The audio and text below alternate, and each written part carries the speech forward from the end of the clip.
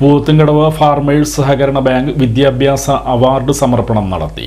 Poovathumkadavu farmers service സഹകരണ ബാങ്കിന്റെ ആഭിമുഖ്യത്തിൽ സംഘടിപ്പിച്ച വിദ്യാഭ്യാസ അവാർഡ് സമർപ്പണം ഇ.ടി. Tyson master MLA. ഉദ്ഘാടനം ചെയ്തു.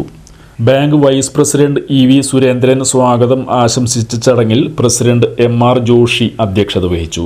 +2 വിദ്യാഭ്യാസ അവാർഡ് സമർപ്പണം മതിലകം പഞ്ചായത്ത് പ്രസിഡന്റ് സീനത്ത് ബഷീറും, SSLC വിദ്യാഭ്യാസ അവാർഡ് സമർപ്പണം SN Puram panchayat president MS മോഹനനും നിർവഹിച്ചു.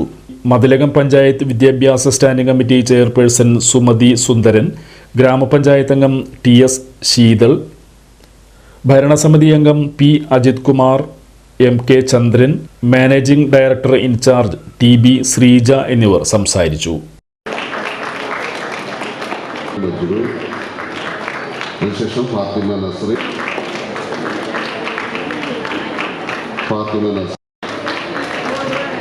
അടുത്തത് പാർവതി അൻഫിദ കെ നടത്തുന്നുണ്ട്.